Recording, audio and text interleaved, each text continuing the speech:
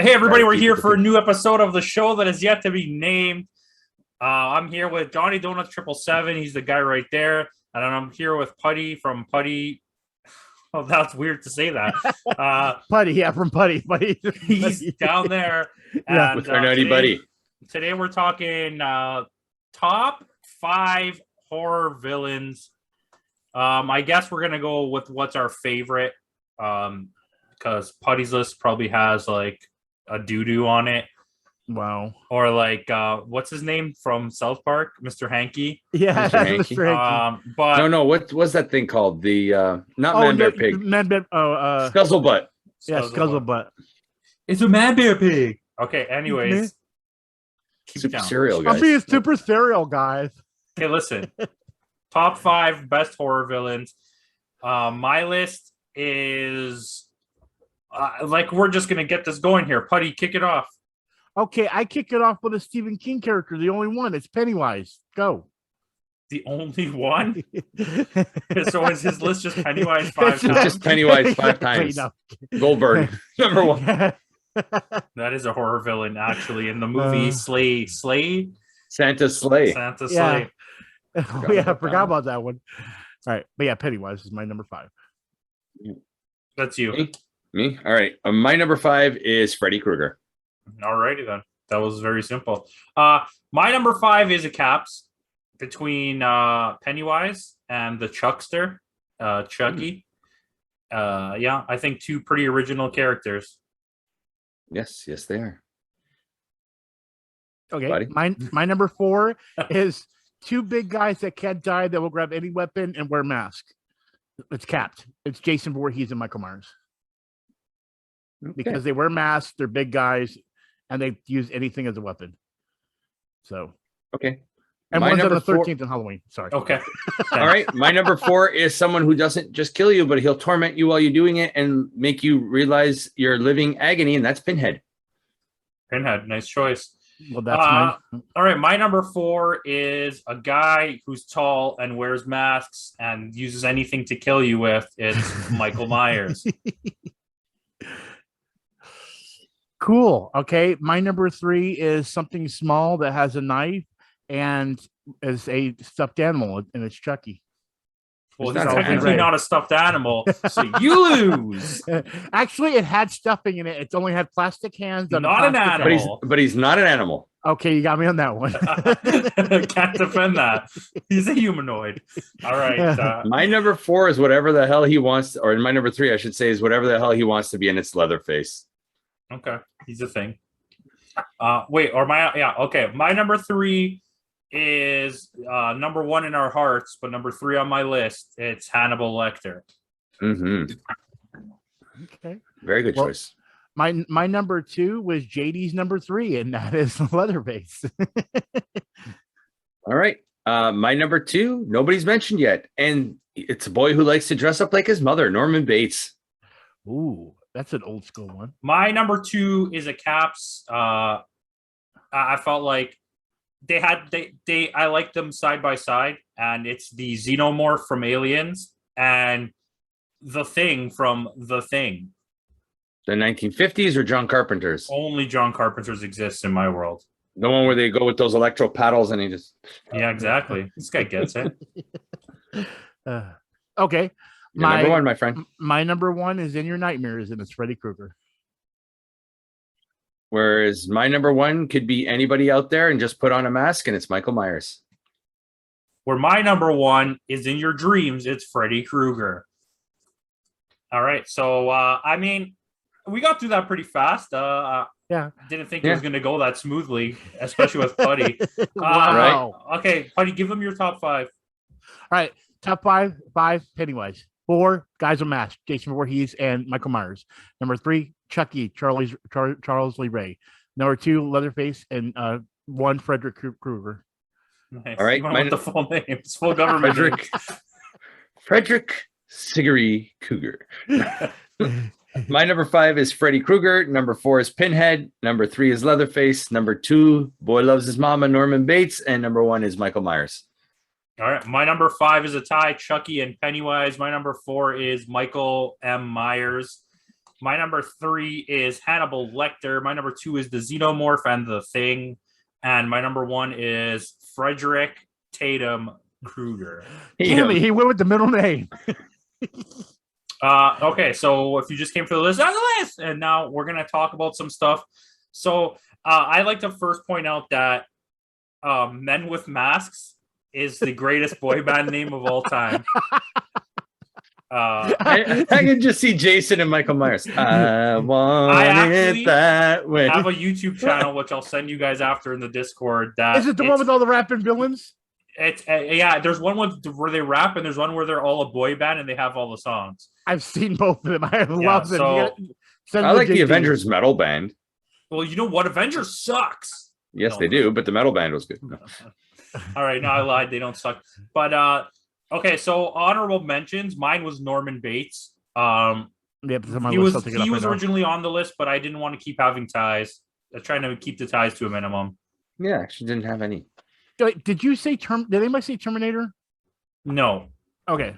I put him on my honorable mention, so I just want to make sure because I figured the first movie would be horror, but then later it just. You say honorable Lunchables? Yeah, honorable Lunchables. Now. Yes. Pizza Lunchables or regular? Yeah, I mean, I don't care. You can have him on the list. It's honorable. That's why I just asked. I wouldn't put him on the list, but yeah. I mean, on the honorable list. I mean, I feel like he's the honorable Judge Reinhold. Yeah. Who's driving car? Okay,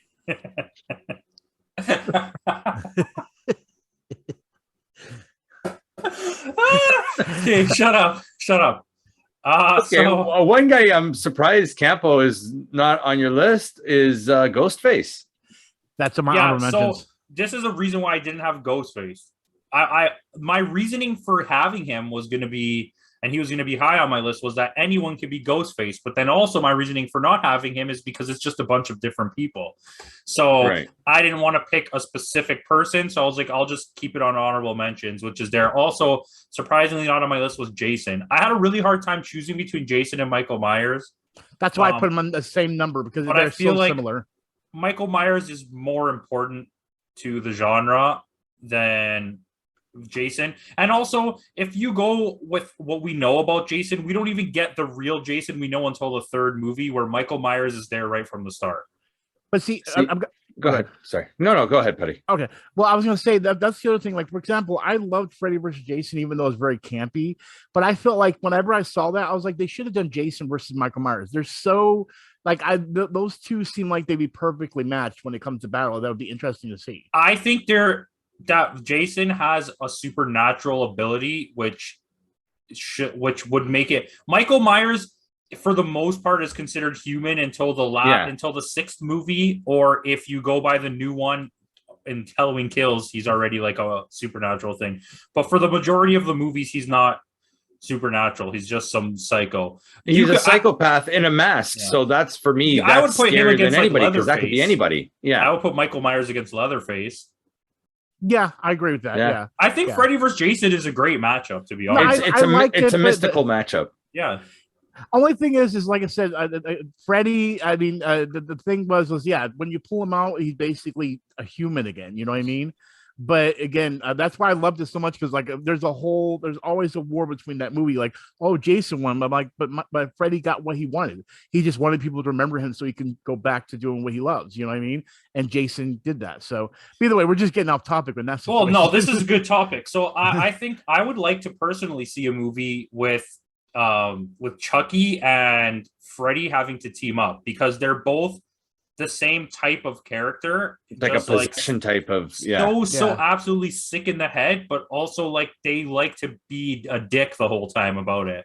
Yeah, like, that's why. Well, see, if it wasn't for Leatherface and because the thing is with Leatherface, it's such a different character that's very like when I first saw the first Texas Chainsaw Massacre, I was like, this is the most visceral. Even back when Freddy Krueger and them went out, it still felt way more darker because it felt more like a documentary. It felt real. This is the thing. It's something that could happen. They didn't really go for that. It just they didn't have the budget to do anything else, so it came out looking like that, which is to its own benefit, right? Yeah. But as a character, I don't really like Texas Chainsaw Massacre at all, and I don't think he's a great character because he doesn't have any sort of character attributes. He's not even really in the movie that much. And when you find out he's being controlled by the family and it's not really like his own, he's not really like just going around killing people. They're making him kill people. I mean, he is a psycho. True. I mean, I'm not taking away from him. Don't get me wrong. Yeah. That's just my reason why I didn't have him on the list. But I will say this though. I think what doesn't get a lot of love is the second Texas Chainsaw Massacre. It's really campy, but my God, I can't think of his name now. But the one that actually was guiding Leatherface in the second movie, the one that was like picking at his skin with the clothes, but the coat hanger thing. I couldn't think of the word coat hanger. Those moments right there made it so great. And honestly, it is a really stupid movie when you go back and watch it. But he's the reason why I loved it so much. But yeah, every single movie you see, Leatherface is literally being controlled by somebody else. So he's just basically an overgrown. But that's what I loved about it. Because I mean, the thing was other ones they always had their own frame of mind. He was just like a big kid that didn't understand what he was doing was wrong, and that's the way I look at it. You know what I mean? And I don't know why that's kind of more scarier than the person that actually has a frame of mind, because at that point, then you don't know what they're going to do because they're unpredictable, Well, if you're going to go by that same frame of reference, I don't think that's as scary personally, but Michael Myers is also like the brain of a 5-year-old kid trapped in a giant, he only hulking body. Yeah. He doesn't have any desires. He just has a goal, which is to kill. Yeah, an end goal. Yeah. He doesn't want to eat. He doesn't want to do anything. He just wants to kill. But no one's telling him, and that's the difference. But that makes Leatherface less scary, because if you just let him open in a field full of people, he wouldn't do anything because no one told him to do what to do.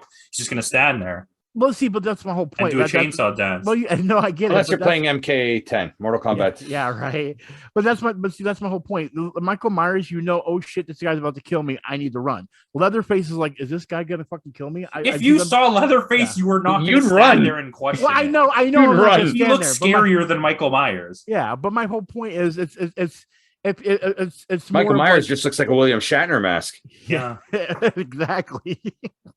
But anyway, so I have some other ones, like for example, well, I know what I'm just laughing at my own things. Oh, okay.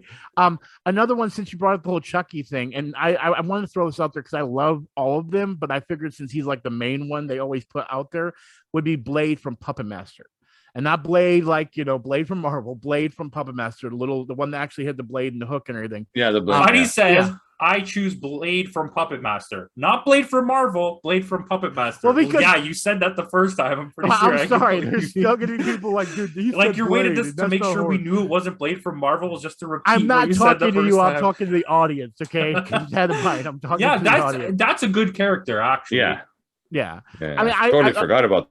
There's a couple good Puppet Masters in movies. The problem is that there's 4,000 of them. Yeah. Especially when you get into Demonic Toys versus Puppet Master. Oh, I love that. Yeah. And it's like...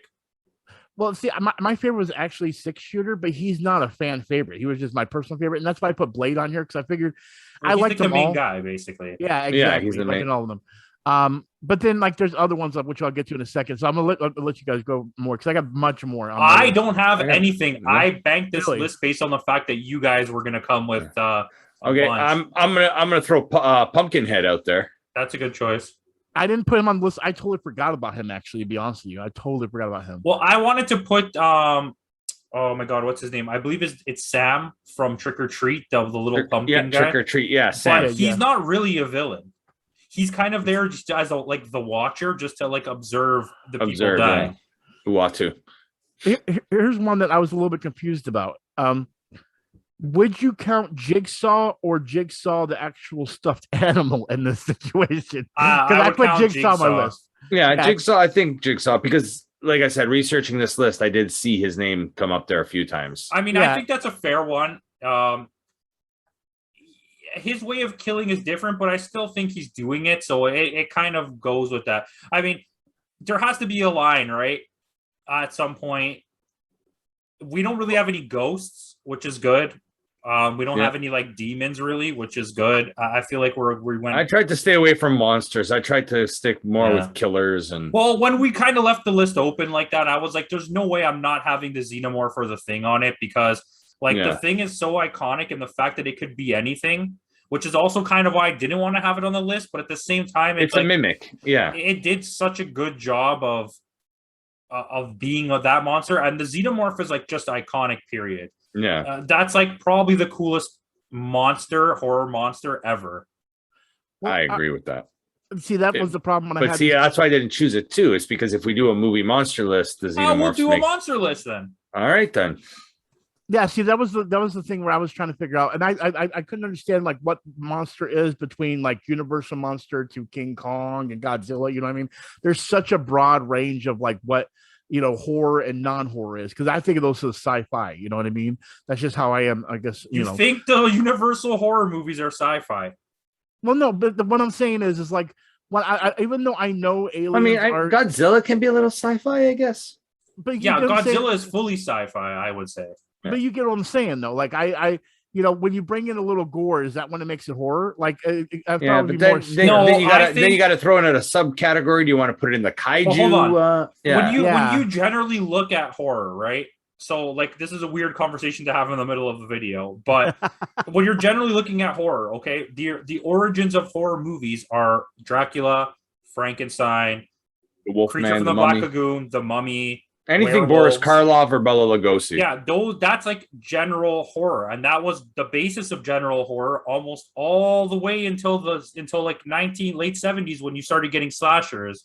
Well, and then even going back to Lon Chaney and the Phantom of the Opera there. Yeah, exactly. So I mean, I wouldn't hesitate. Like Night of the Living Dead. But to me, like Dracula is like a monster because he's superhuman in nature and like stuff like that, right? Where he's supernatural, like, yeah. To me, even though Jason and Michael Myers might have powers or Freddy, they are portrayed and their movies are made as slashers. That's why I was willing to accept them.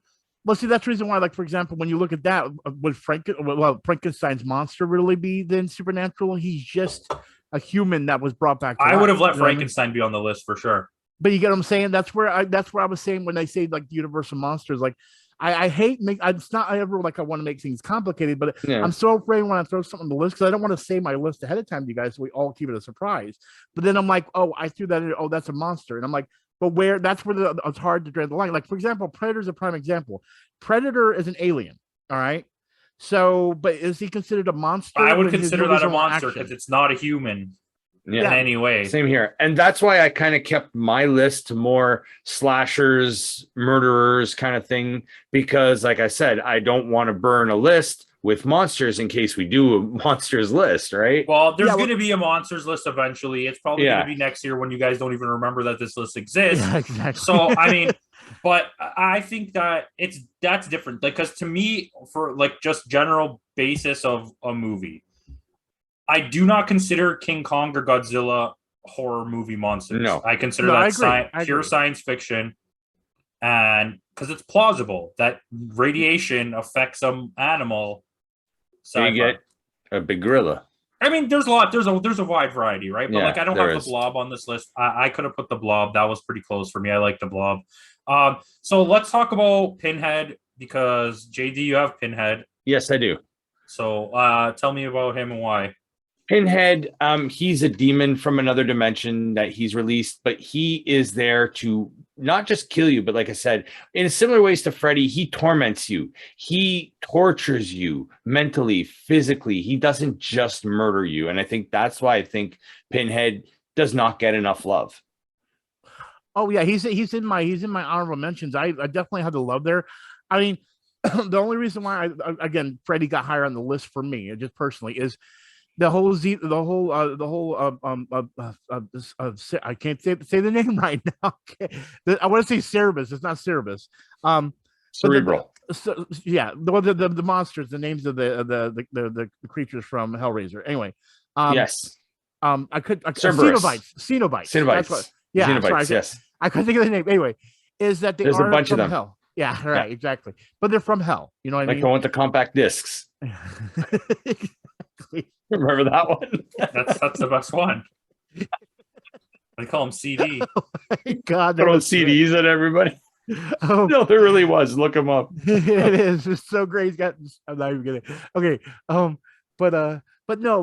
What made me love Freddy Krueger so much, and what deep down was the thing is he did the one thing you couldn't stay away from was sleeping. You know what I mean? Once you fell asleep, he had control. And that's the one thing where we actually develop our nightmares is in our sleep. We develop these characters a lot in our sleep based on nightmares. And I still have nightmares that I remember to this day that I'm like, dude, I need to write that down to make a movie. No one's even thought of that. You know what I mean? It's because it's so atmospheric where it's like, you want to let other people know your fear.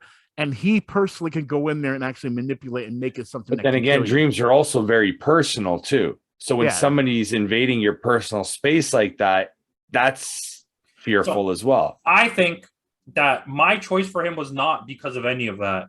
I think he's the most charismatic by far, and he's the most entertaining by far. He's one of the most original characters ever made.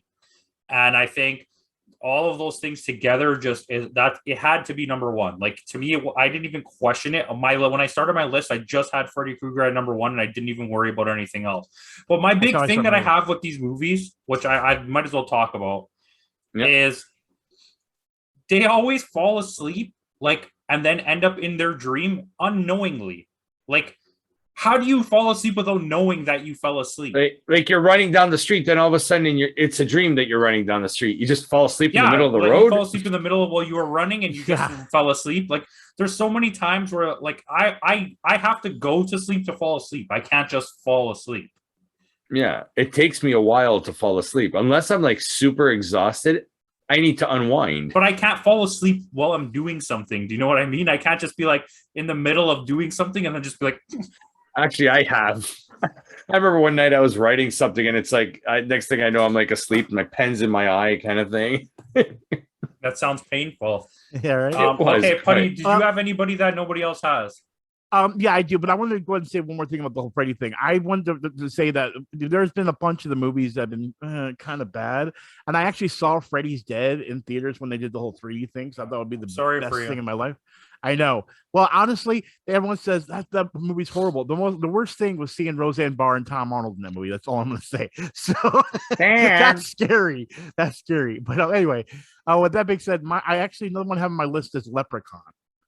I didn't know where he would be. You know what I mean? Like, we don't really know where he comes from. He's human, but he's a monster. Yeah, see what I'm saying? That's where except Leprechaun. I mean, Keebler Elf, but especially because the way that the way the movie is made is in the vein of slasher movies. Yes. So that's where I will accept it. Like, a Dracula does not walk around sneaking around in the shadows with like a knife, like trying to kill people. Yeah. So here's a little trick. I'll cut off your dick. He says that. Which yes, he does. We'll be getting back to him later on. I'll just Leprechaun in the Hood is the greatest movie ever made. Leprechaun in the Hood. Oh my god, that movie was amazing. Oh, Warwick Davis. You can see. In every wide shot, you could see the top of the sets of where they're filming. Like, you could see over like the wall. It's so good. That's amazing.